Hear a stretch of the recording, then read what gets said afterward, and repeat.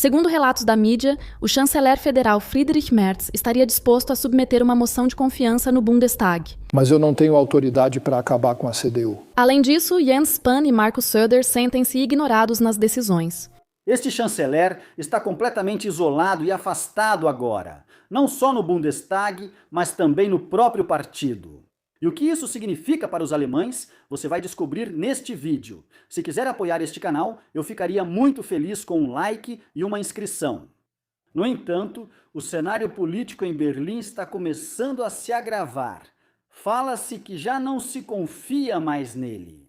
Que agora é melhor terminar com um susto e algum dano do que viver um susto sem fim. Onde a CDU está prestes a atingir a barreira dos 20% e a AfD a barreira dos 30%. Esse é o tema do vídeo de hoje. Eu digo para o SPD, não existe maioria de esquerda na Alemanha. Mas políticas de esquerda são feitas sem parar aqui na Alemanha. O que vocês recebem de Friedrich Merz, o que vocês recebem desse governo que atualmente está tão dividido como muitos relatos mostram. Que cada um só se preocupa com sua própria pasta e ninguém mais conversa entre si. Será que voltamos a ter socialismo na Alemanha? Temos a maioria de esquerda, porque a CDU está completamente voltada para a esquerda. Vocês já percebem isso sozinhos aqui.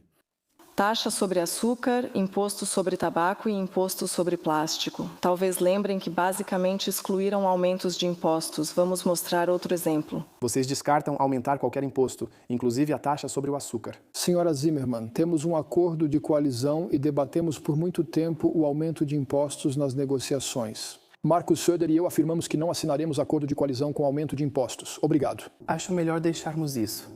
Quanto aos outros de que acabamos de falar, isso é aumento de impostos. São impostos sobre o consumo?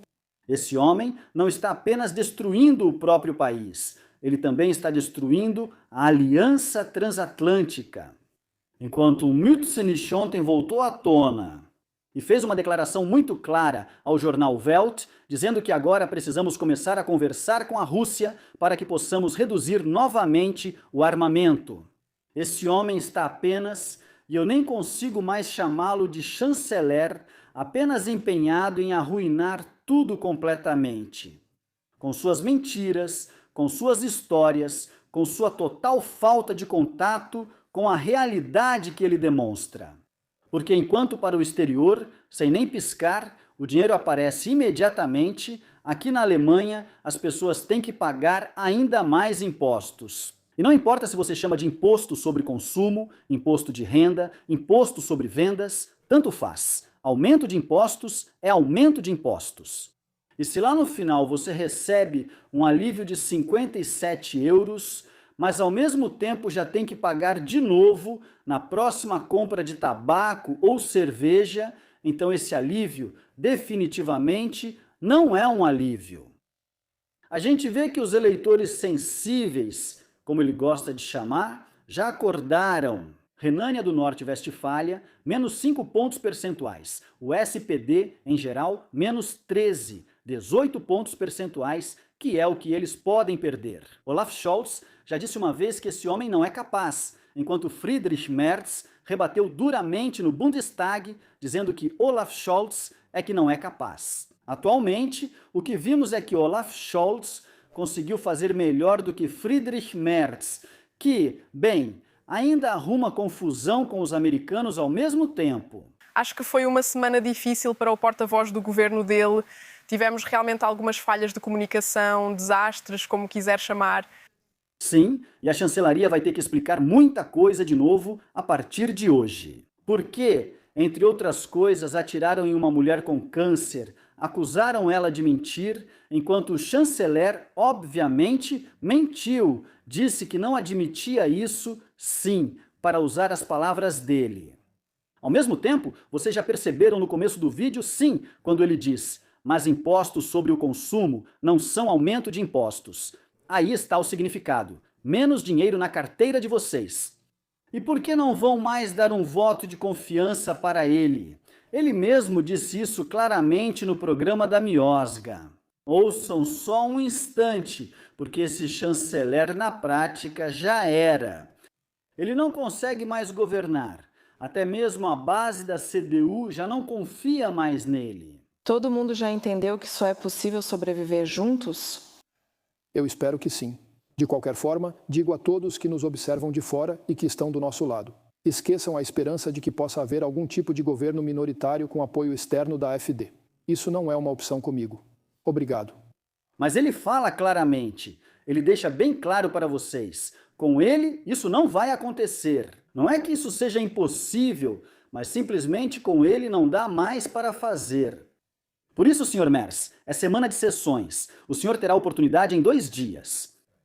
Vá até os microfones, submeta-se a um voto de confiança e veja quem está ao seu lado. Só que, até o momento, isso não vai ser a maioria. Ponto final. Nem pela CDU, o que passa por muitos círculos. O que eles meio que esquecem é que muitas pessoas que estão no Bundestag foram eleitas diretamente pelo povo, que, aliás, estão abertos até mesmo para aprovar projetos de lei com maioria junto com a AfD, enquanto agora eles exigem um governo minoritário. Isso é algo que vocês excluem categoricamente. Então abram caminho para novas eleições. Deixem o povo reavaliar e vamos ver até onde conseguimos chegar. Essa é a minha opinião pessoal. Mas essa também é a opinião de quase 80% dos alemães. Agora só 21% dizem estar satisfeitos com seu trabalho. Eu levo o descontentamento a sério, é claro, e talvez tenhamos que explicar ainda mais onde estamos. Aliás, exatamente essas frases levaram naquela época uma Saskia Esken, um Olaf Scholz, uma Baerbock, um Habeck e tantos outros a isso. Que esse governo foi por água abaixo. Foi isso que eles fizeram pouco antes desse governo justamente desmoronar. Está na realidade, precisamos realmente dizer isso. Ou, como eles sempre gostaram de colocar, em todas as guerras globais que aconteceram aqui. Ele disse exatamente isso. Todos nós ainda lembramos de como Olaf Scholz ficou lá na frente no Bundestag e disse: sim, precisamos explicar melhor a política. E à noite, às 22h13, ele demitiu Christian Lindner e a coalizão Semáforo virou história. O mesmo pode acontecer conosco agora, ou seja, ele ainda tem 2 dias para mudar o item 1 da ordem do dia no Bundestag. E também precisamos conseguir realizar coisas que tenham a nossa marca, e talvez alguns na União ainda não tenham conseguido fazer isso bem o suficiente até agora. Além de todas as mentiras que nos contam, a questão da migração voltou. Sim, as pessoas que vêm para cá, enquanto os crimes violentos continuam aumentando aqui na Alemanha, enquanto o sistema de auxílio social, por outro lado, está cada vez mais sobrecarregado.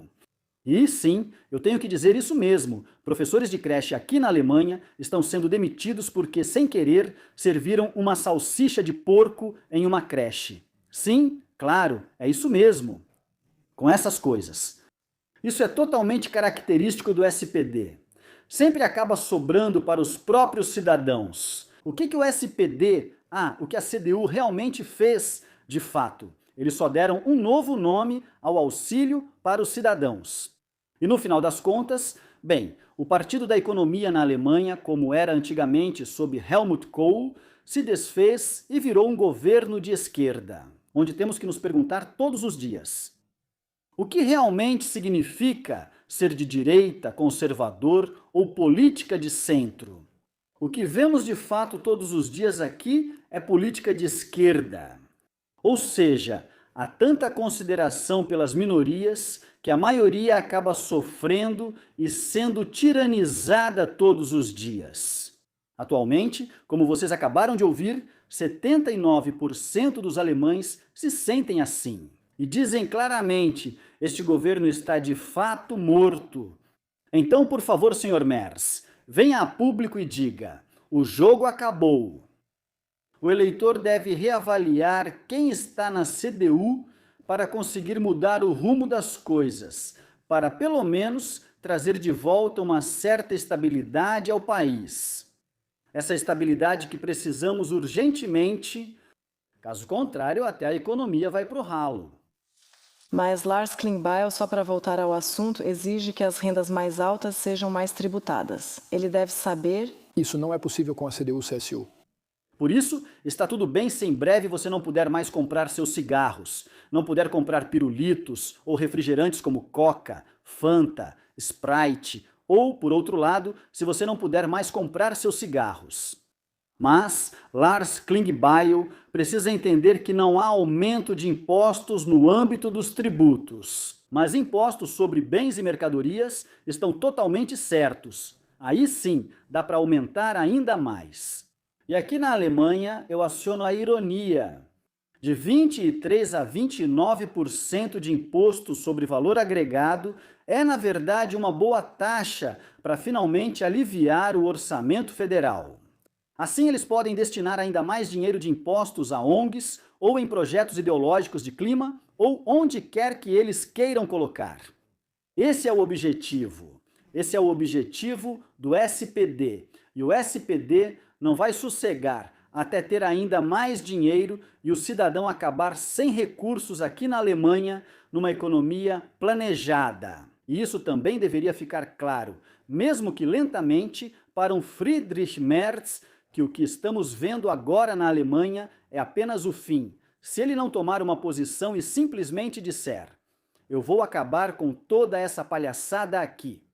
Mas ele não quer isso, porque o grande sonho de vida de um grande Friedrich Merz sempre teve o sonho de ser chanceler, de governar, de deixar este país e as pessoas viverem sob tirania. Sendo que seu grande ídolo é Adenauer. E Adenauer, bem, ele teve as coisas um pouco mais fáceis. Estava tudo destruído. Então, Sr. Merz, o senhor quer talvez agora olhar para a Rússia e também para a América ao mesmo tempo? E então, o senhor terá conseguido exatamente aquilo que nos foi negado naquela época. Um país em ruínas e cinzas. Entendi, só reconstruímos naquela época. Desastroso, eu diria. Até mesmo a história do Irã também pode ter levado a essa retirada das tropas americanas que estamos vendo agora. Não sabemos, os Estados Unidos alegam motivos estratégicos, mas acho que isso não ajudou. Claro que isso teve outros motivos estratégicos, que logo após as declarações de Friedrich Merz, ele retirou primeiro 5.000 tropas. Aliás, muita gente não sabe disso, mas a base aérea de Ramstein é a maior base aérea dos americanos fora dos próprios Estados Unidos. Acho que só a Eglin, acho que a base aérea de Eglin, ela é um pouco maior do que a base aérea de Ramstein. Se existem outras, eu pessoalmente não sei. Claro que isso é estratégico. Estrategicamente falando, posicionar essas tropas ainda mais para o leste. Claro que isso é extremamente estratégico para Donald Trump. Depois de ter um chanceler aqui na Alemanha, que ele mesmo poderia chamar de pato manco ou de alguém que amarela, que é ainda mais volúvel do que ele próprio, que não consegue lidar de forma alguma com essas tensões políticas que temos aqui. Quantas vezes ele diz: sim, eu telefono para Trump, Trump não sabe de nada, com Putin não se fala ao telefone, e para si na Ucrânia só jogam dinheiro. Ele deveria cuidar dos conflitos na Europa. Como ele adora posar de chanceler da política externa, só fala com os amigos e nunca com quem poderia resolver isso. Por exemplo, por que ele não pega finalmente o telefone e liga para Putin e se encontra com ele? Ah, é verdade, não podemos fazer isso por causa da Ucrânia. Nós temos 2 partidos de centro político aqui reunidos. Nós nos reunimos em um acordo de coalizão e fizemos um compromisso de colocar o país de volta nos trilhos. E eu gostaria de manter esse compromisso. Aconteceu depois de um ano. Friedrich Merz, e eu acho que essas são palavras finais perfeitas. As pessoas vivem cada vez mais com medo, as pessoas confiam cada vez menos neste governo. As grandes montadoras estão tendo cada vez mais perdas econômicas, cada vez mais perdas de lucro que precisam registrar. Cada vez mais pessoas ficam desempregadas. Agora, a situação está mudando a tal ponto que nem mesmo a indústria de armamentos consegue mais absorver tantas pessoas vindas da indústria automobilística. Por outro lado, mais perto, Existem pessoas aqui que trazem tanto mal, morte e ódio para essas ruas que nos sentimos bastante desconfortáveis e continuamos vivendo com medo. O cidadão alemão em si, que vive aqui na Alemanha, para ele a vida já quase não vale mais a pena. Isso nós também vemos e é isso que levamos conosco. Aliás, ontem estou contando isso, por isso ontem também não teve vídeo. Ontem eu estive em uma festa de família, onde me senti visivelmente desconfortável. Tinha uma pessoa lá que eu diria ser próxima da Antifa. Se isso é verdade ou não, eu não posso afirmar, mas tinha uma pessoa lá que gritava tanto sobre o assunto que ninguém mais disse nada. Enquanto isso, às vezes as pessoas tinham medo dos próprios filhos. Claro, os filhos já eram adultos, e no geral dava para perceber a cultura do cancelamento. Em uma festa de família, onde eu realmente me senti tão desconfortável que fiquei feliz por poder ir embora cedo. Nós então oferecemos ao anfitrião: ei, a gente vem daqui 2 ou 3 semanas, num domingo, e senta com calma para conversar. Ao invés de ficar nesse desastre, o melhor de toda essa festa de família foi o de sempre. Quem ainda se lembra? O trenzinho que passava pela cidade inteira e todo mundo cantava. E quando a música do Rudy Carroll tocava, aí sim parecia que era verão de verdade. Vou falar a verdade para vocês, tem uma frase nessa música: e a culpa de tudo é só do SPD. Todo aquele pessoal do trenzinho, ou pelo menos metade dele, ficou com uma cara tão idiota que eu falei: ah, agora entendi o que está acontecendo aqui. Ódio, incitação e divisão, é isso que a Alemanha aguenta numa boa. Esse chanceler precisa acabar, mas acima de tudo, esse governo do SPD finalmente precisa chegar ao fim. Ela quase sempre levou este país para o buraco sozinha. Ela participou de todos os governos.